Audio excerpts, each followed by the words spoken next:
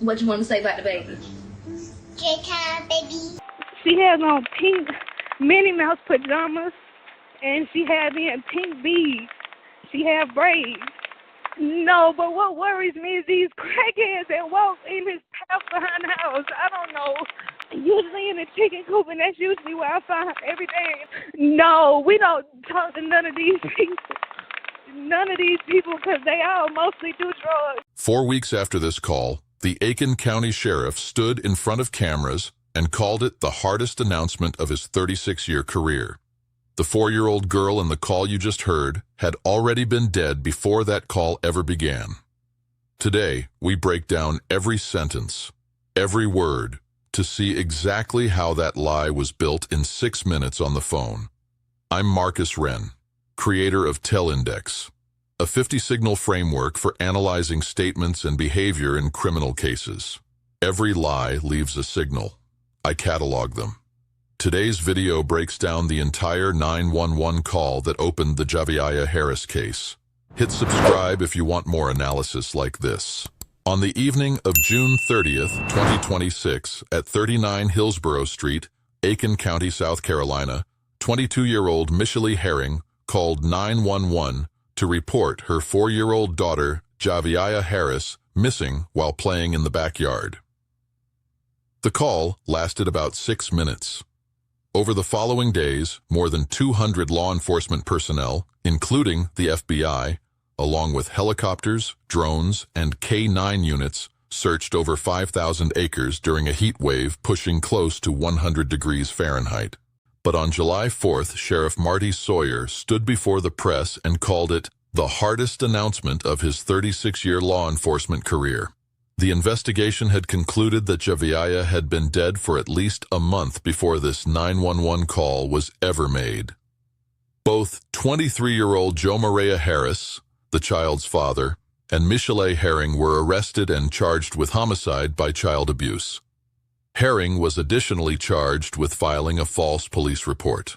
According to the warrants, both confessed to failing to seek medical care after learning the child had been injured through physical abuse sometime between May 1st and June 15th. In other words, the call we're about to analyze was never a panicked mother searching for her child. It was a script created to fill the gap left by something that had already happened weeks earlier. 39 Hillsborough Street. Yes, ma'am. She was outside playing, and I came out here after cooking dinner a little bit, and I'm looking for her, but I don't see her nowhere. All right. How old is this baby? She's 4. All right. What was she wearing?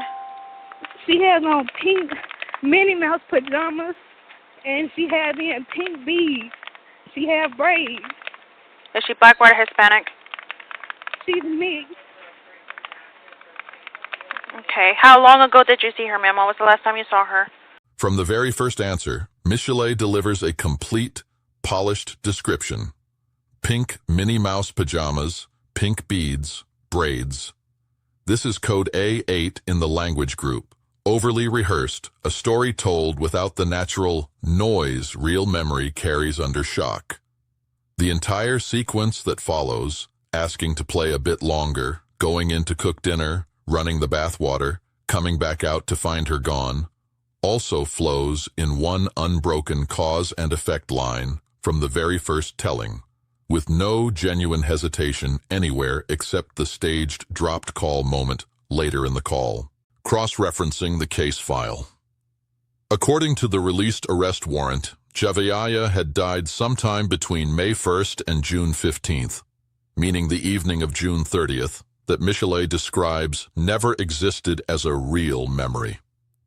A clothing description, this complete and polished in the very first answer, doesn't come from just having watched a child play outside.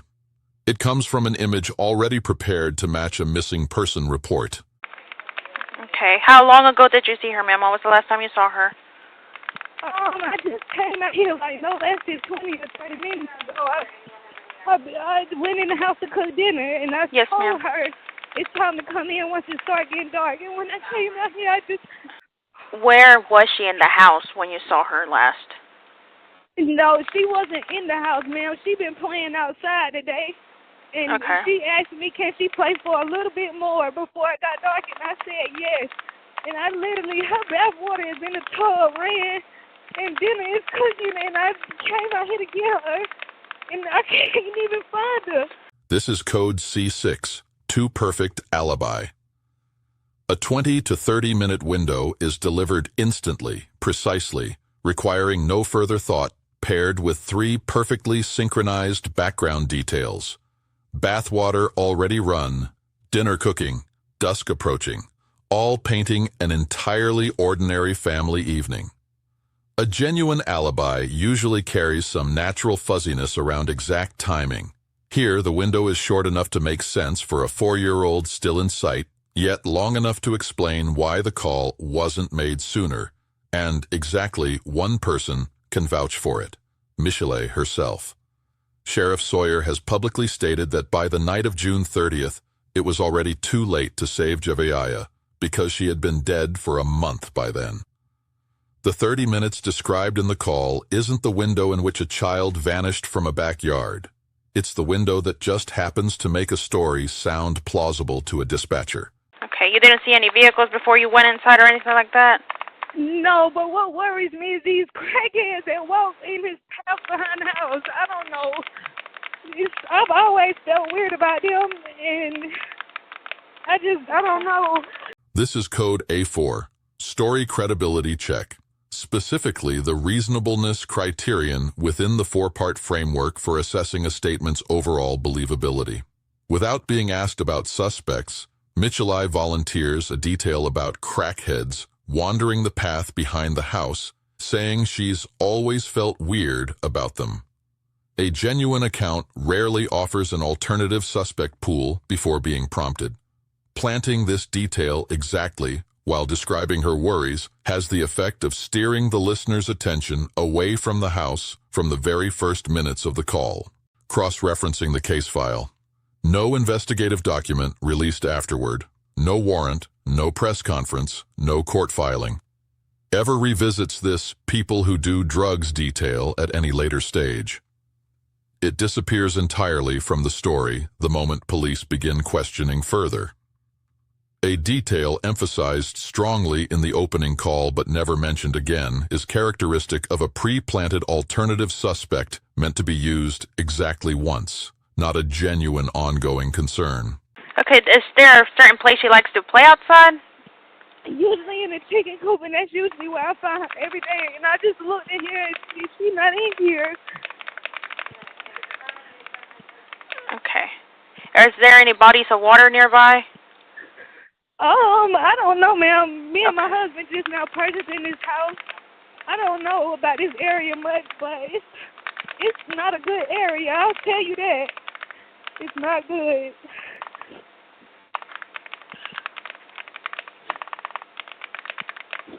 Okay, you say you searched the woods. Is that behind your house? Yes, it's like a pathway right behind my house. And we usually take the dog sometimes in the woods to just let them run. And she'll come, so I know she knows about the woods. And but I look down the same pathway that we walk, and I do not see her. This is code C9, lack of appropriate search reaction. Throughout the call, the search effort described amounts to exactly 2 things: checking the chicken coop, checking the familiar wooded path behind the house, no calling out the child's name, no knocking on neighbors' doors, no mobilizing anyone else to help, despite a voice conveying urgency throughout the call. The gap between the level of distress expressed through speech and the level of actual action taken is a signal of incongruence between genuine and performed emotion. This lines up exactly with what the case file later confirmed. Javeayah was never outside to be found that evening.